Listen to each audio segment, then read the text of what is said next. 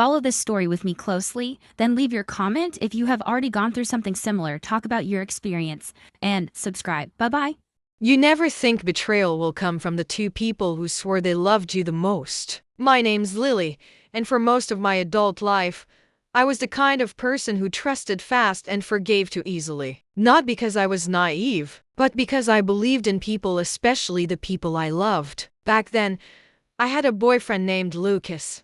We met through work, and at first, it was that slow, steady kind of love. He wasn't flashy or dramatic, just consistent. He made me laugh when I was tired, left notes on the fridge, remembered my favorite kind of tea. And my mom? She adored him. She used to say things like, "He's the kind of man I wish I had married," or, "Don't lose him, Lily." Men like that are rare.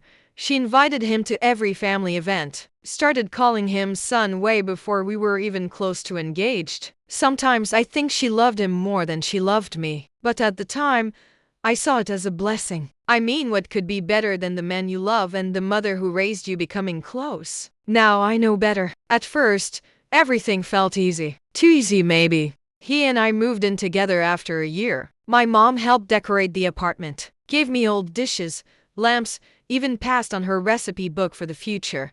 And for a while, it really did feel like we were building something solid. Until little things started shifting. Lucas got more distracted, took longer to respond to texts. He stopped calling me on his lunch breaks, something he'd done every single day for the first 18 months. He'd get home smelling like hotel soap. I asked once, half joking, "Did you take a shower at the office?" And he laughed too hard. That kind of laugh that tries to bury something. I told my mom. She said, "Honey, men get distant sometimes. It doesn't mean anything."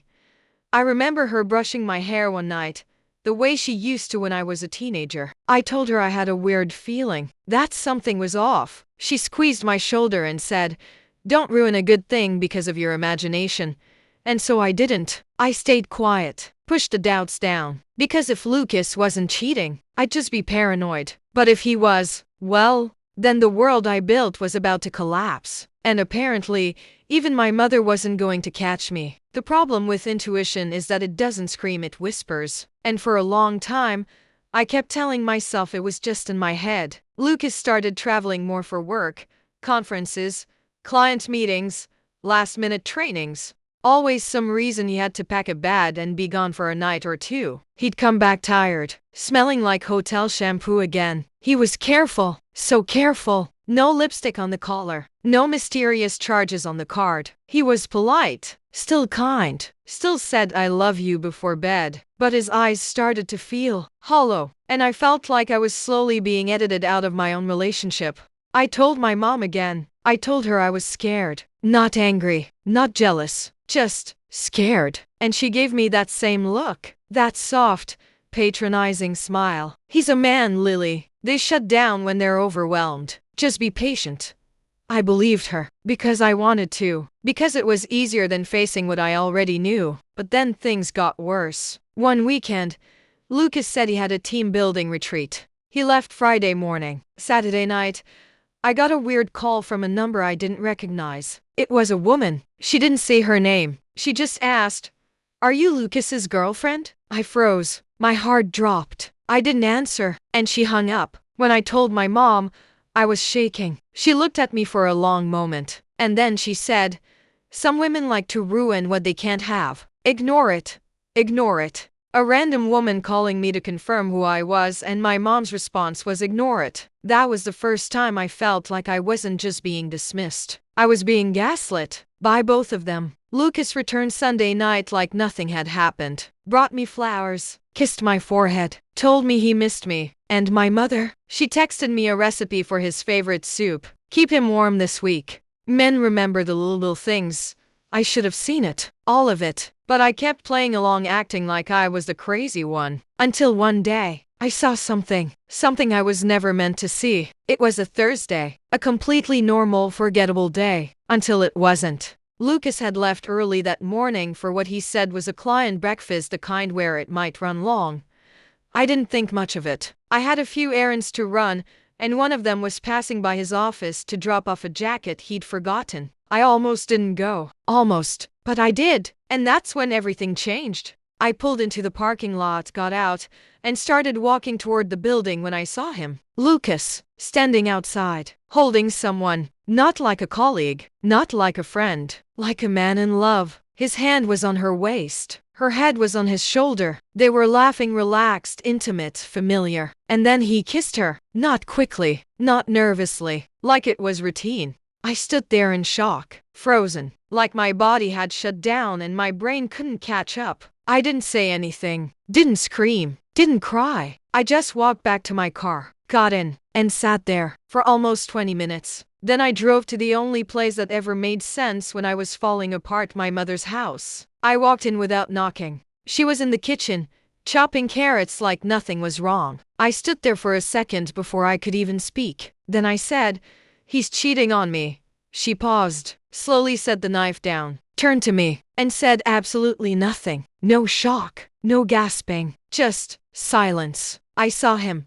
I continued, with someone else, this morning, outside his office. He kissed her, and then I will never forget this. She sighed, and said, "I was hoping you wouldn't find out like that."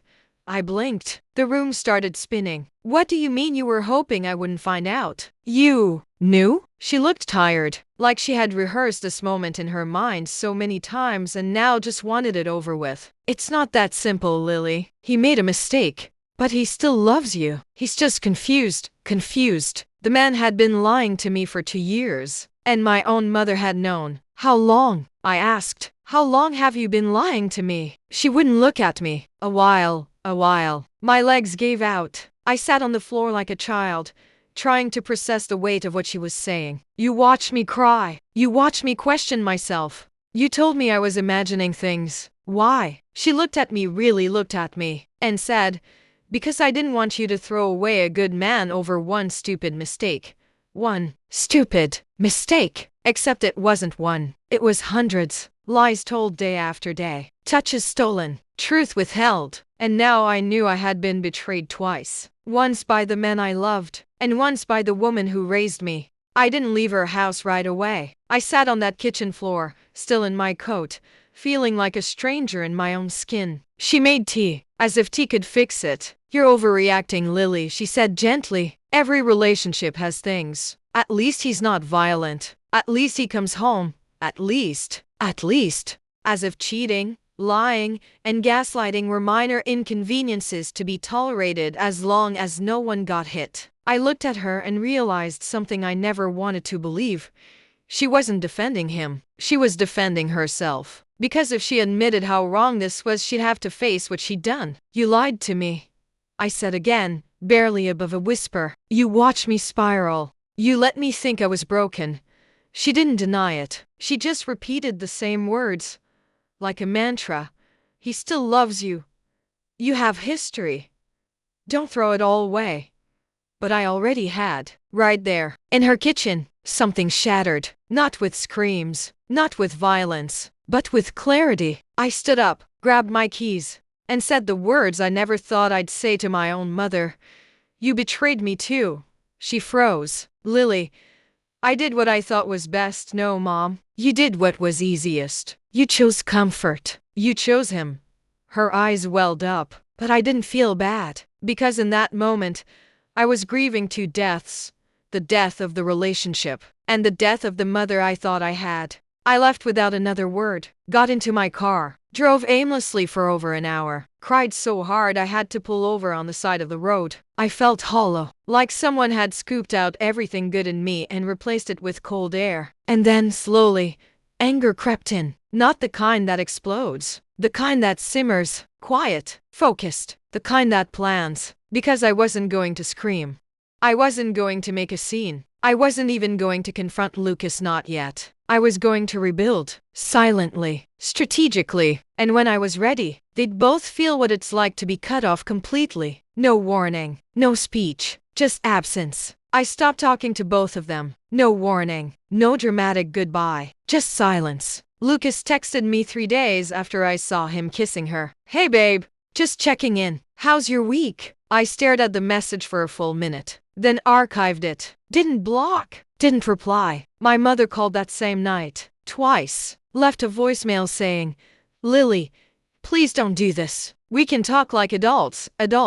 As if this were just a disagreement about paint colors. I went offline for a while, deactivated social media, took some vacation days from work, booked a small Airbnb 2 towns over. Just me, my journal, and a fridge full of quiet. And in that quiet, I made a plan. Not revenge, not sabotage, just separation. I contacted my landlord, gave 30 days notice, opened a new checking account in my name only, started looking at rentals across the state. No one knew, not even my closest friends. I wanted this next chapter to be mine, untouched, unpolluted. Meanwhile, the fallout began without me lifting a finger. Apparently, someone in Lucas's office had seen him and the other woman and started talking. I got a message from a girl I barely knew from HR. "Hey, not sure if you've heard, but Lucas and that new girl got reported to management. Might be a conflict of interest thing. Not my problem anymore." Then one of my aunts texted me, "Sweetheart, your mom's been asking about you. She said you're being cruel. Because I stopped letting her lie to me." I didn't answer. Each day, I got lighter. Not instantly, not without pain, but little by little. I'd wake up without checking my phone. Eat what I wanted, when I wanted. Stopped wondering where Lucas was or who he was texting. And one night, 2 weeks before my move, I wrote a letter. Not to them, to myself. I wrote every truth I had swallowed, every feeling I had buried to keep them comfortable, every version of myself I lost trying to be understanding. Then I folded it, put it in a box with a note on top. "Read this if you ever feel like going back." That box moved with me, but the version of me who wrote it, she didn't, because the old me was done being small, done making room for people who shrank me. And if they ever wondered what happened to Lily, they'd find the answer in the quiet. It's been 10 months. Sometimes I still wake up expecting my phone to buzz with his name, or hers, like my nervous system hasn't caught up with the fact that I'm free. But then I look around. Different apartment, different city, different life. No traces of him, no ghost of her voice telling me to be patient. And I exhale. Lucas never came looking for me. Not really. He sent 2 emails, both with some version of, "We had something real. I wish we could talk." I didn't respond, not because I didn't have words, but because silence was louder. My mother, though, she tried. She sent letters, called relatives, claimed she just wanted her daughter back, told people I was being dramatic. That one mistake shouldn't erase everything.